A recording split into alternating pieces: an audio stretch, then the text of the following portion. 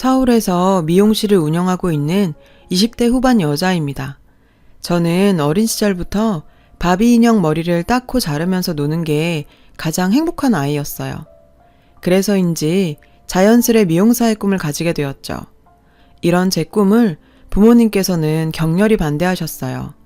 사실 할아버지부터 엄마 아빠까지 다 변호사인 집 외동딸이 뜬금없이 미용고에 진학하겠다 하니 본인들의 길을 따라 변호사가 되길 기대하셨던 부모님으로서는 기가 막힐 일이었죠. 1년간의 설득 끝에 대학은 꼭 가겠다는 부모님과의 약속을 한 후에 미용고에 진학하게 되었어요. 제가 좋아하는 미용 기술도 열심히 익혔어요. 부모님과의 약속을 지키기 위해서 입시 공부까지 하다 보니 정말 하루에 6시간 이상 자본 적이 있나 싶을 정도로 빡센 고교 생활을 보냈어요. 종합 미용 면허증과 함께 부모님들이 원하는 수준의 대학은 아니었지만 나름 서울권 명문대에 입학할 수 있었어요. 고등학교 졸업 후에 부모님께서는 그래도 대학은 조금 다녀봐야 선택의 폭이 넓어지지 않겠냐고 설득하셨어요. 그렇게 미용실 일과 학업을 병행하게 되면서 고교 시절보다도 더 바쁜 생활을 하게 되었어요. 오전에는 학교 생활, 오후에는 미용실 막내 스텝으로 밤 10시 넘게까지 일하다 보니 몸이 한계로는 부족할 지경이었죠. 이런 의미 없는 이중생활에 지친 저는 부모님께 학교 자퇴서를 내밀었습니다. 상의도 없이 자퇴를 해버린 딸이 야속했던 아버지께서는 크게 실망하셨고 부모님과 심한 갈등에 저는 집에서 나오게 되었어요. 집에서 나온 후 미용실 휴게실에서 먹고 자면서 생활했습니다. 아무리 좋아하던 일이라도 직업이 되니 정말 쉽지가 않다고 느껴졌어요. 말이 미용사지 미용실에서 막내 스텝은 거의 심부름꾼 그 자체거든요. 업무 시간에 가위를 들기는커녕 머리카락 쓸고 닦고 손님들 샴푸하는 게 고작이었지만 어떻게든 어깨너머라도 배우기 위해 노력했고 운 좋게도 좋은 동료들 덕분에 미용사로서 빠르게 성장할 수 있었어요. 그렇게 5년이라는 시간을 밤낮 없이 미용에만 몰두한 결과 샵에서 정식 디자이너로 인정받게 되었습니다. 단골 손님도 많이 있는 나름 인기 디자이너가 되었는데요. 그러던 어느 날 매니저님의 커트 손님 콜을 받았어요. 저는 그 자리에 멈춰 설 수밖에 없었어요. 손님, 어떻게 잘라드릴... 아빠! 그 자리에는 아빠가 앉아 계시는 거예요. 지난 5년간 엄마랑은 가끔 연락하며 부모님의 소식은 듣고 있었지만 아빠에게는 연락하지 못했던 게 사실이에요. 5년 만에 뵙는 아빠의 모습에 쏟아지는 눈물 꾹 참으면서 커트를 해드렸죠. 퇴근 후 근처 카페에서 이야기를 나누게 되었어요. 소희야, 많이 보고 싶었다. 이 아빠 욕심에 우리 딸 응원해주지는 못할 망정 내가 바보 같았구나. 미안하다. 아빠와 지난 5년간의 오해와 그리움을 쏟아내게 되었어요. 그리고 아빠는 이제 다시 집으로 돌아왔으면 좋겠다고 말씀하시더군요. 마침 개인샵 오픈을 생각하고 있던 저는 본가 근처에서 개인샵을 시작하게 되었어요. 이전 가게에서 단골이던 분들이 저를 잊지 않고 찾아주셔서 예약이 필수인 미용실이 되었습니다. 손님으로 온 그 남자도 만나게 되었죠. 가게 오픈하고 한 달쯤 됐을 땐가 마감을 준비하고 있는데 남자 손님 한 분이 헐레벌떡 들어오셨는데 혹시 지금 커트 되나요? 사실 청소까지 끝나고 마감하려고 했던 차라 돌려보낼까 했었거든요. 마감 시간 전에 오기 위해 급하게 뛰어왔는지 가쁜 숨을 쉬는 그의 모습에 그럴 수가 없었어요.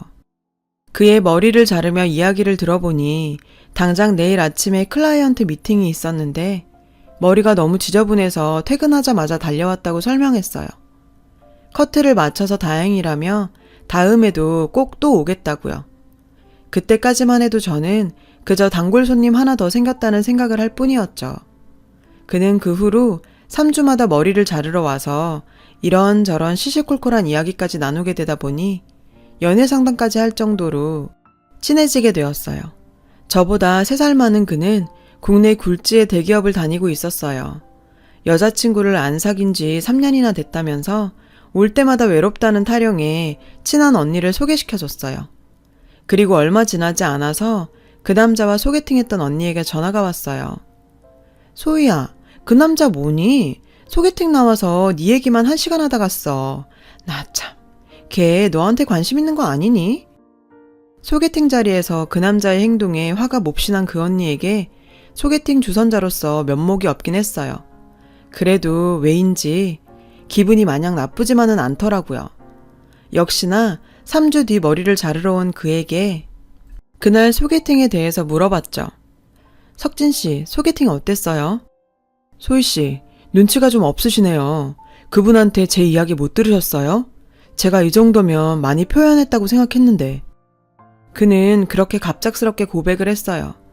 마음속에 저도 그걸 기다리고 있었던 건지 서로의 마음을 확인한 저희는 사귀게 되었습니다. 6개월간의 짧은 연애 끝에 결혼을 약속하게 되었어요. 정말 여기까지는 행복한 장밋빛 미래만 있을 거라고 생각했죠. 제 앞에 예비시댁이라는 어마어마한 산이 앞을 가로막을 거라고는 생각도 못한 거예요. 결혼 허락받으러 간 그의 집에는 온 집안 식구가 모여 있었어요. 첫 인상부터 심상치 않은 집안이라는 생각이 들었는데요. 네 이야기는 들었다. 미용사라고? 네가 들었는지 모르겠지만 우리 집안은 학자 집안이다. 사실 네가 내 눈에 탐탁치는 않지만 우리 석진이가 좋다고 하니 결혼은 허락하겠다만 지켜보마. 아무리 그래도 처음 보는 예비 며느리에게 학자 집안 얘기를 하다니 순간 너무 당황해서 어떤 말도 할 수 없었어요. 가시방석에 앉아있는 듯한 그 자리를 빨리 벗어나고만 싶었어요. 그래도 그때까진 예비 시모와의 관계가 걱정되기는 했지만 저희 둘만 사랑한다면 큰 문제가 되진 않을 거라 생각했어요. 결혼 준비에 박차를 가하고 있었던 어느 날 예비 시모께 전화가 왔어요. 할 말이 있다며 집으로 저를 부른 예비 시모께서는 저에게 정말 치욕적인 요구를 하시더라고요.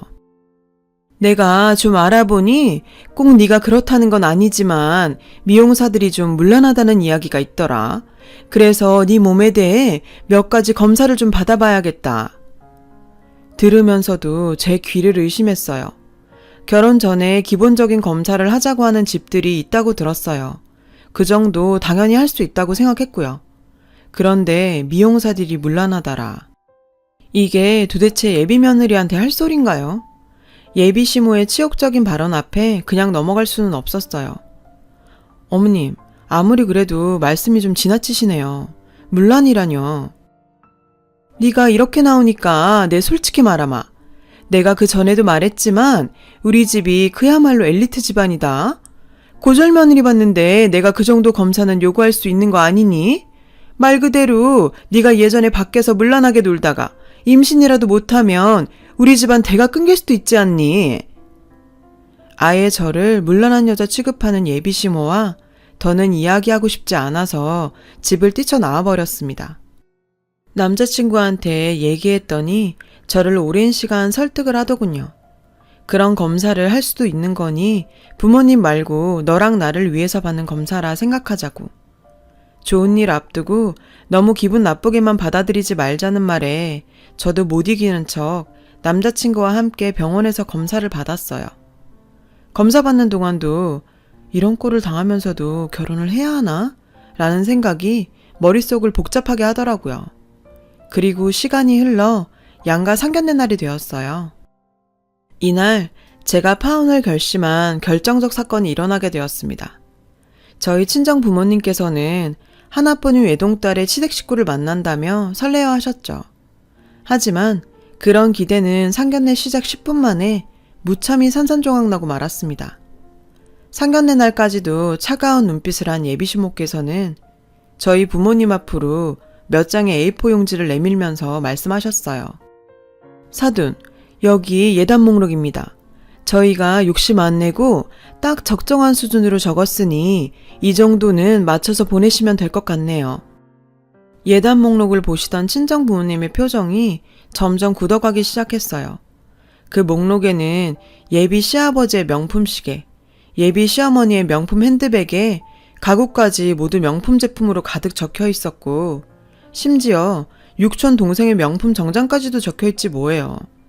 무슨 재벌집 예단 목록도 아니고 살다 살다 이런 예단 목록은 듣도 보도 못했어요. 집 구할 때도 서로 반반하기로 해놓고 이런 예단을 요구하는 집이 어딨는지 정말 황당할 따름이었어요. 사돈, 이건 좀 아무리 봐도 예단이 너무 과한 것 같은데요. 저희가 사돈 명품 시계랑 가방이랑 박사방 시계까지는 준비하겠는데 6천까지 예단을 챙기는 건 저희에게 꾸민비 겨우 100 주시고는 말도 안 되는 황당한 예단 요구에 친정 아버지께서도 한마디 하신 거였거든요. 이에 예비시모께서는 어처구니 없다는 듯 말씀하셨어요. 사돈어른, 이게 과하다니요? 요즘은 이 정도는 기본입니다, 기본. 제가 이런 말까지는 안 하려고 했는데 원래 아쉬운 집안에서 좀 더 해오는 게 상도 아닌가요?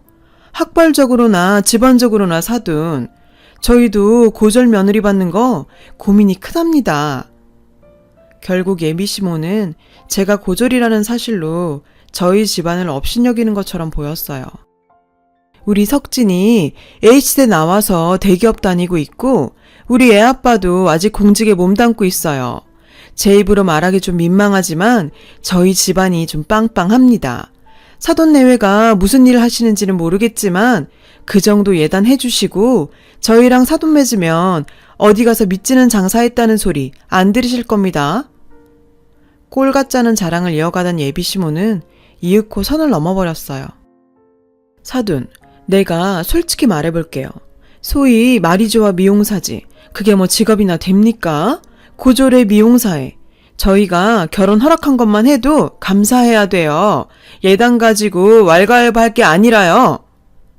친정 부모님의 얼굴은 금방이라도 터질 것처럼 울그락불그락 했고 내 결혼 따위 때문에 이런 여자 앞에서 내 부모들이 굴욕당하는 걸 더 이상 볼 수 없었어요. 꼴값 떠시네 정말. 제 한마디에 상견례장은 숨소리 하나하나 들릴 정도로 조용해졌고 지 부모의 꼴 같지 않은 꼴을 지켜만 보던 남자친구가 저를 막아서며 말했는데요. 소희야, 너 뭐라는 거야? 꼴값이라니. 야, 넌 입 닥쳐. 네 부모가 하는 꼴 안 보이니? 너희 집안이 뭔데? 도대체 뭐가 얼마나 잘났길래 유세를 떨어? 네가 대기업 다니는 거? 네 아빠가 공직에 있는 거? 그냥 듣고 있으니까 진짜 꼴 같잖아서. 너희가 집안 타령하고 조건 따지고 하니까 내가 말해줄게. 거기 아줌마 잘 들어봐. 우리 집 할아버지부터 변호사해서 우리 부모님 두 분 다 변호사야. 내가 공부를 못해서 미용하는 것 같니? 나 졸업은 못했지만 당신 아들보다 좋은 대학교 입학했어. 알아? 그리고 대기업? 지금 내가 버는 돈이 당신 아들 연봉보다 많아. 뭘 알고 떠들어. 제 팩트 폭격에 긴 침묵은 이어졌고 그 정적을 깨는 이는 바로 예비시모였어요. 우리 부모님 직업이 변호사인 걸 알자 태도가 180도 변했는데요. 아, 변호사들이셨구나. 아휴, 몰랐네요. 미리 말씀하시지. 소희야, 우리가 잘 모르고 무례를 범한 것 같구나. 사과하마. 상견례 내내 표독한 표정을 짓고 있던 예비시모는 자존심도 없는지 배고픈 강아지가 달려와 꼬리를 흔드는 듯 했어요. 그 모습에 저희 부모님은 상견례장을 박차고 나가버리셨어요. 소희야, 소희야, 너희 부모님 좀 말려봐라. 내가 이렇게 용서를 빌마. 결혼 준비 다 끝나가는데 이대로 엎을 순 없지 않겠니? 석진아, 너도 빨리 나가서 너희 장인장모 모셔와라. 박석진, 그럴 필요 없어. 나 너랑 결혼 안 할 거니까. 예비시모가 첫 만남부터 저에게 쌀쌀하게 굴던 게 제 직업이 미용사라서 물러날 거다, 못 배웠을 거다 어림짐작했고 그깟 이유로 저를 무시하고 저희 부모님을 무시했다고 생각하니 이대로 가기는 뭔가 아쉬웠어요. 핸드백에서 서류 한 장을 꺼내 탁자 위에 올려놨어요. 혹시 검사 결과 나온 거 봤어요? 당신 그 귀한 집안 대 끊기게 생겼어요. 제 말이 무슨 말인지 이해 못하겠다는 듯 눈만 껌뻑껌뻑 거리고 있었어요. 사실 상견례 3일 전 병원에서 검진 결과 난소에 작은 물혹이 있다며 재검사 한번 받아보라며 연락이 왔고 재검 후에 의사와의 상담에서 남자친구와 함께 받았던 건강검진의 결과를 알게 되었어요. 제 물혹은 다행히 별 문제 없었지만 남자친구는 무정자증으로 임신이 불가능한 상태였어요. 그 사실은 저에게도 충격적인 일이었고, 어떻게 하면 남자친구가 상처받지 않게 이야기해야 하나 고민 중이었는데, 이런 타이밍에 이야기할 거라고는 상상도 못했는데요. 말귀 되게 못 알아들으시네요. 당신 아들 고자라고, 고자. 순간 그 여자의 얼굴은 하얗게 질려가더라고요. 자기 집안은 대가 중요하다면서 저한테 물란하니 뭐니 하고선 산부인과 검사도 받게 하더니 제 아들이 고자라는 소식은 그 여자를 혼절하게 만들기에 충분했죠. 첫 만남부터 직업으로 사람 판단해서 무시하고 조건 따지면서 저희 부모까지 무시하곤 너네가 우리보다 딸리니 듣도 보도 못한 그런 예단을 내놓으라는 인간들에게 조금도 미안함이 들지 않고 오히려 속 시원했어요. 결혼 준비가 거의 끝나가는 상황에서 파혼한 거라 뒷수습이 여간 번거로운 게 아니었지만 그래도 겨우 제 나이 20대 후반에 저런 집안이랑 엮여가지군. 제 의지도 아닌데 평생 애도 못 낳고 살 뻔했다고 생각하니 정말 다행이다 싶었습니다. 그 집안 인간들은 자기들이 저한테 했던 짓은 생각 못하는지 아직도 미련 못 버리고 용서 빌겠다며 샵으로 찾아왔었는데 아버지께서 한 번만 더 찾아오면 고소하겠다고 으름장을 놨더니 꽁지 빠지듯 내빼더군요. 다들 하는 경험은 아니었지만 20대 후반에 뭔가 인생 공부 제대로 했다 싶습니다. 결혼이란 문제가 그리 간단치만은 않아 서로 이런 일 저런 일 다 겪게 되는 것 같은데요. 끝이 좋지 않았지만 남친의 부모님도 아들을 고이고이 키우셨겠죠. 마냥 어릴 땐 몰랐어요. 부모님의 기대가 부담스럽기만 했었거든요. 저를 이렇게 이해하고 키워주신 부모님들이 더 대단해 보이고 존경스럽네요. 저도 저희 부모님 같은 부모가 되어 잘 살고 싶습니다. 세상의 모든 부모님들 감사합니다. 여러분, 사연 댓글에 응원과 현명한 조언 부탁드려요. 좋아요와 구독은 저에게 큰 힘이 됩니다. 오늘도 좋은 일 가득하세요.